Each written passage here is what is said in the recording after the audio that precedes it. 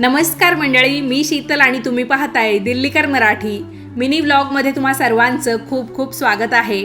तर आज आहे तुमचा, माझा आणि आपल्या सर्वांच्या आवडीचा तसेच जास्तीच्या कामांचा वार म्हणजे रविवार। तर सकाळी लवकर उठली, घरातली कामं पटापट आटोपून आम्ही निघालो नाश्ता करण्यासाठी बाहेर। सोबतच यांच्या कपड्यांची पिशवीही घेतली जे की इस्त्रीसाठी बाहेर द्यायचे होते। वाटेत एका लॉन्ड्रीवाल्यांकडे ते दिले व आम्ही पुढे निघालो। आज आमचं पिल्लू शर्विल तुम्हाला दिसणार नाही, कारण शर्विल शनिवारीच त्याच्या आजीबाबांकडे गेलाय।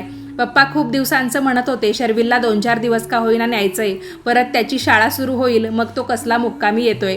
तर म्हटलं जा घेऊन। मग शर्विल गेलाय आजीबाबांकडे। आम्ही आलोय शामरावांची सुंदर अशी मिसळ खायला, जी खरंच नावाप्रमाणे श्याम सुंदर मिसळ आहे। आम्हा दोघांनाही खूप ती आवडली। आता सांगायचं झालं तर नाशिक म्हणजे मिसळ आणि मिसळ म्हणजे नाश्ता कसला तर ते जेवणच होऊन जातं। चला, आपला स्वयंपाक करायचा ताण वाचला। त्यानंतर गंगेवर गेलो। गोदावरीमध्ये जुनं शिवलिंग विसर्जित केलं, कारण नुकतंच मी पितळेचं नवीन शिवलिंग घेतलंय आणि त्याचा व्हिडिओसुद्धा केलाय। तर तुम्ही तो व्हिडिओ आपल्या दिल्लीकर मराठीच्या मोठ्या व्हिडिओमध्ये अवश्य पहा। आता घरी यायला निघालो होतो।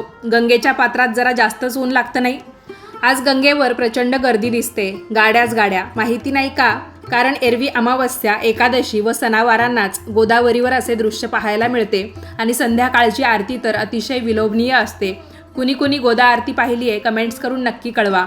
पुढच्या वर्षी कुंभमेळा असल्याने प्राचीन मंदिरांची डागडुजी करण्याचे काम वेगाने सुरू झालेले दिसते। चला मंडळी, पुढच्या 5 मिनिटात आम्ही आता घरी पोहोचतोय।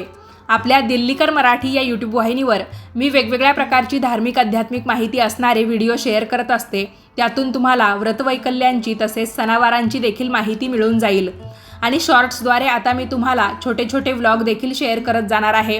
आम्ही कुठे फिरायला गेलो, त्याचबरोबर आपल्या आयुष्यामध्ये ज्या काही दैनंदिन घटना घडत असतात, आनंदाचे क्षण असतात, तेही मी तुम्हाला त्यातून दाखवत जाईल। तुम्हाला असे व्हिडिओ पाहायला आवडतील का? कमेंट्स करून कळवा।